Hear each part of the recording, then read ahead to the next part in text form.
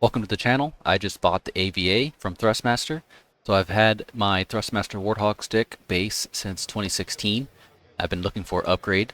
I did go to the Flight Sim Expo in Las Vegas and I was able to try it for a few minutes. That is where I noticed something important that I would have never noticed without trying it in person. I explain that in this video and if it could be a good upgrade for you, or starting out from scratch as an entry level for customers. So I've recently purchased the AVA by Thrustmaster. It is my upgrade from the Warthog Stick I have had, the base. I've had this for about 8 years now. It's done very good to me. Used it basically almost every day using DCS or Falcon BMS.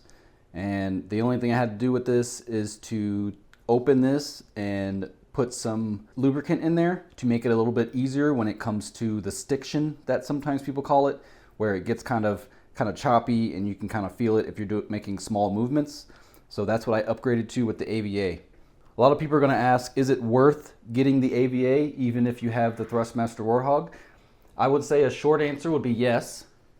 But when it comes to what you want in a hardware sense, I would say if you're happy with your Thrustmaster Warthog, the stick base, I would say don't worry about it. Maybe wait for this to come down because it is a pretty pricey when it comes to what you can get with other platforms like WinWing and other things. But in the end, if you have the money, I would highly recommend getting the AVA because it does not have a middle detent when it comes to the moving the stick around. It does not have that in this base. So with the stiction I was talking about, I have this plate here and the spring pushes it down inside of the casing. When you want to make an adjustment, you have to move around the stick, basically pushing against the spring, and there is that middle part where it actually stops, and you have to get past that middle detent when it comes to making adjustments. With the AVA, it doesn't have that. It just has the cam where there's a very little area where it actually has a detent there, so you don't even feel it when you're flying in one of your sims. With the cams in there, has two cams, has the jet cam and then the aero cam. Basically the differences between these two things, it gives you a better middle reset. The jet has a more pronounced middle reset and the aero cam doesn't have as much middle reset. Basically what they say is that the jet is hard movement in the center, strong recentering, and the non-linear feel towards the extremities on the outside of the cam. When it comes to the aero, it says soft movement in the center, linear feel towards the extremities. So it's a little bit more linear when you go outside the extremities, left and right, forward and back for the aero cam. Has a hard, medium, and soft spring. There's the hard one, that black one. It's on there by default. It also has the medium and the soft spring where you can change those out as you wish. I'm basically using it as default. I have the hard spring in there with the jet cams inside of the base. Not going to be going over how to change those, but there are plenty of YouTube videos on how to change them, but I've done it a couple times myself and it's not that hard. So there are 3 masks for the base. Has the small, which is only about 30 degrees. If you look on here, has it about 30 degrees. And then the medium has about 36 degrees. Then the extra large has 43 degrees of movement. So a lot of movement right there. So you might want to change that to something if you don't want that much of degree of movement, and then change your sensitivity in your whatever game that you play.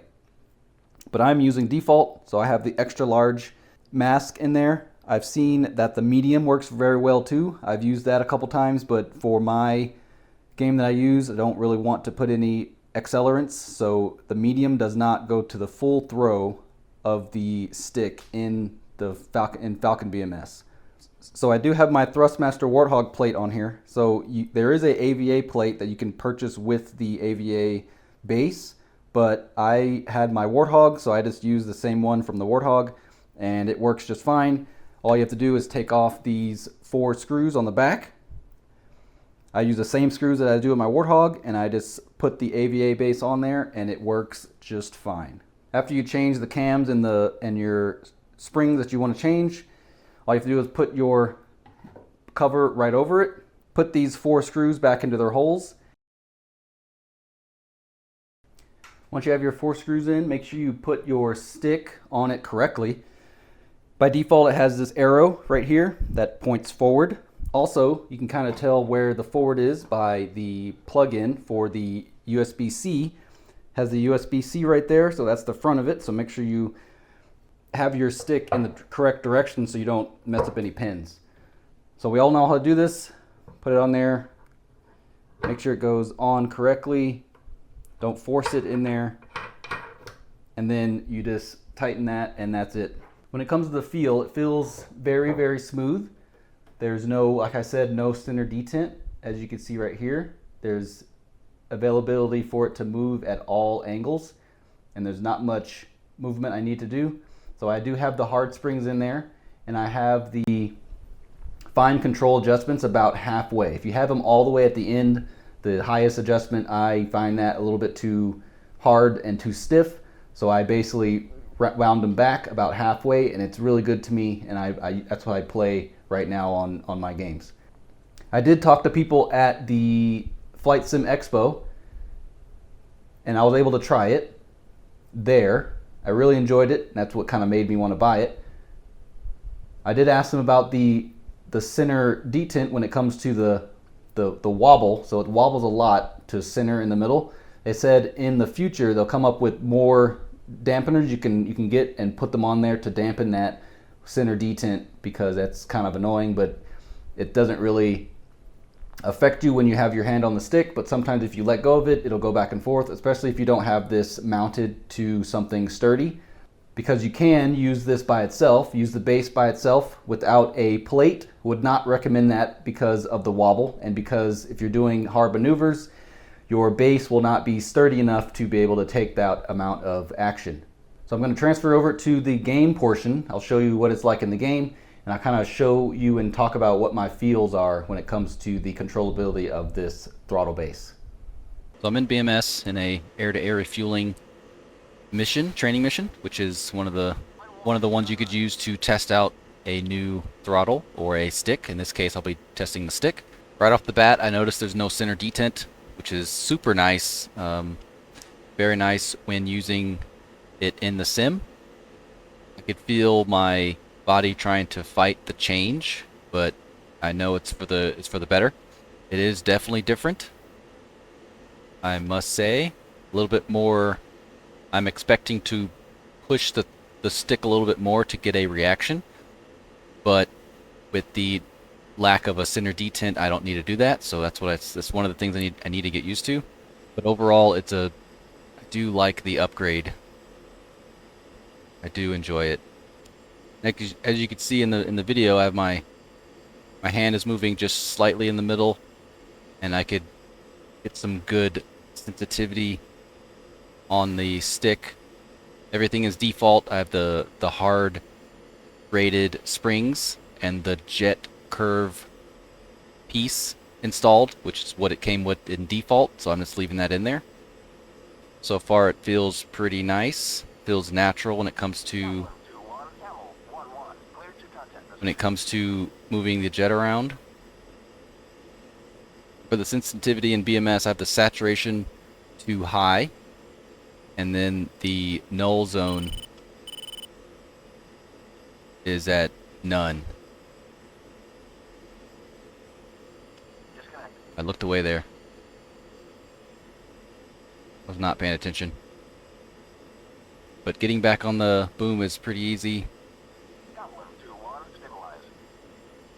Stick is moving very slightly. I'm able to put in small adjustments. Seems pretty natural.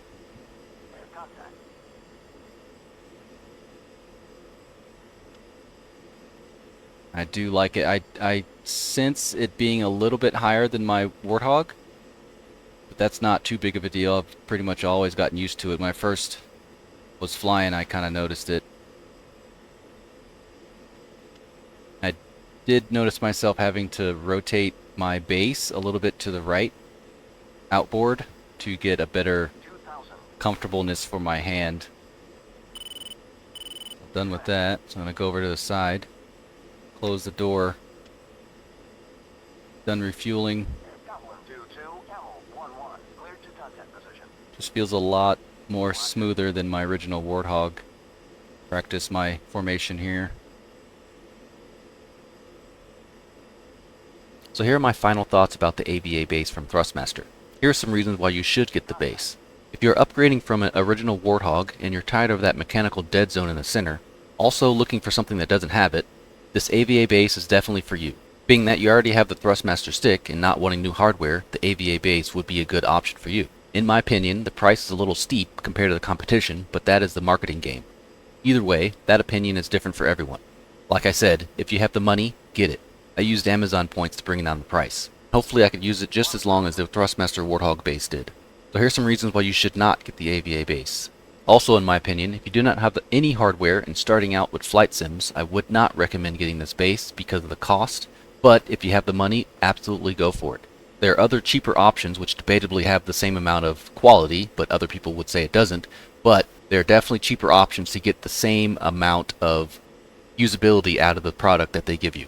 So if you already have the hardware and you're enjoying it and you're not currently on the hunt for something new, just keep what you have and grab this maybe when it goes on sale in the future.